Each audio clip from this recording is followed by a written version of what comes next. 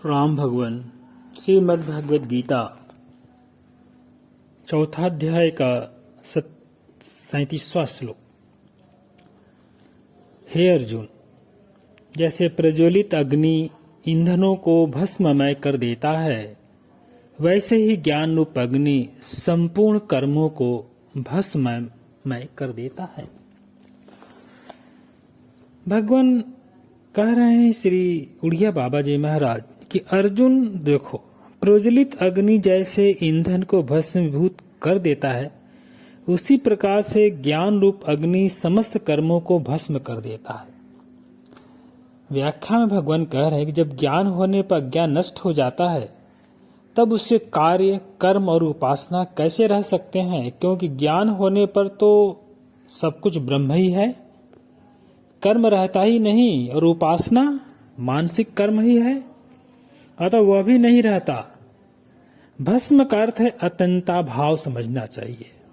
कहते हैं कि मरुभूमि का बोध होने पर जल की केवल प्रतीति मात्र रह जाती है, ये कहते हैं कुछ लोग, परंतु यह भी जिज्ञासु की दृष्टि है।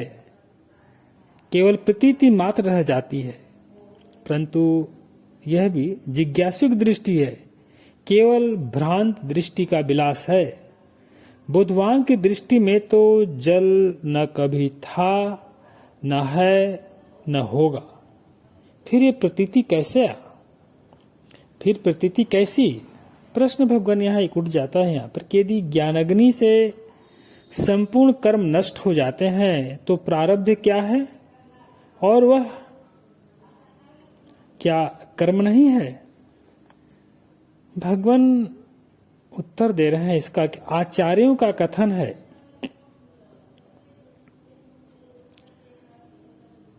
अज्ञानी जन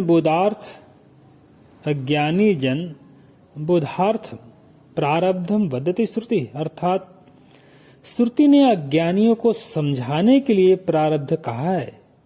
इससे सिद्ध होता है कि ज्ञानियों की दृष्टि में तो प्रारब्ध है ही नहीं। बोध होने पर यदि संसार का अत्यंत अभाव हो जाता है तो प्रारब्ध कैसे रहेगा? वह भी तो संसार के अंतर्गत है, परंतु बोध होने से पूर्व वह सकाम और निष्काम कर्म या उपासना कर चुका है। उनमें से निष्काम कर्म या निष्काम उपासना का फल तो वैराग्य होकर बोध की प्राप्ति हो गया। अब बोध के पश्चात जो उसकी प्रवृत्ति देखी जाती है, वह उसके पूर्वकृत सकाम कर्म और उपासना का परिणाम है। वह शरीर रहने तक प्रतीति होगी ही, किंतु वह प्रतीति व्यवहार दृष्टि से ही है। बोध दृष्टि से तो वह भी बोध स्वरूप ही है। बिल्कुल सुंदर, भगवान बहुत सुंदर बात कही है।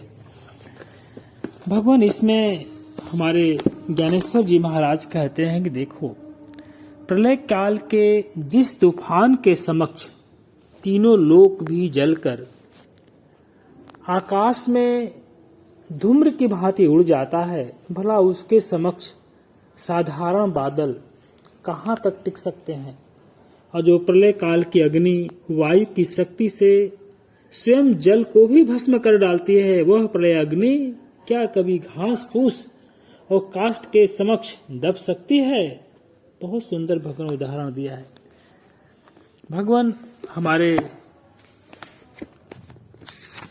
अखंडानंद जी महाराज कहते हैं, देखो, जब ज्ञान अग्नि प्रज्वलित होगी तब कर्म फल कृति फल सहित नष्ट हो जाएंगे। प्रारब्ध वाला जो अर्थ है वह रहने दो, माने जिससे शरीर आरब्ध हो गया उसको छोड़। आरब्ध का अर्थ दूसरा है। शरीर के आरब्ध का अर्थ यह है कि जैसे लोहे से, एल्युमिनियम से, प्लास्टिक से कोई मशीन बनाते हैं तो उसका डिजाइन पहले सोच ली जाती है। देखिए, कह रहे भगवान कि हमारे पहले एक साधु रहते थे। हमारे पास पहले एक साधु रहते जो प्रतापगढ़ या जौनपुर की ओर के थे। एक दिन बोले, महाराज हमरे तो बुखरिया हो गई है, यानी बुखार हो गया है। कितना हुआ? ये 200-250 डिग्री तक। अरे भाई, 105 या 6 डिग्री पर तो बहुत ज्यादा अति हो जाती है, यही बहुत है। तुम्हारे 200-250 बुखार ये कैसे हो गया? बोले कि नहीं महाराज, 150 डिग्रिया तक तो बुखार हमें हमेशा ही रहती है। यह है ना आश्चर्य की बात। कहने का मतलब है कि शरीर में गर्मी सर्दी सहने का सामर्थ्य निश्चित है कि यह कितने सुख दुख का वेग सह सकता है और कितने चक्कर लगा सकता है। माने इसका जो फूलना पचकना होता है वह भी यह कितनी बार फूल सकता है, पचक सकता है, और डिजाइन इसकी क्या है, इसी को बोलते हैं आरब्ध। कह रहे भगवान के पाप पुण्य के झगड़े से आज ही छूट जाओ, सुखी दुखी पने के अभिमान से आज ही छूट जाओ, और नरक स्वर्ग के में जाने के झगड़े से आज ही छूट जाओ। तुम्हारा ईश्वर न तो पाताल में आधार शक्ति कच्छप बनकर बैठा हुआ है और न बैकुंठ में।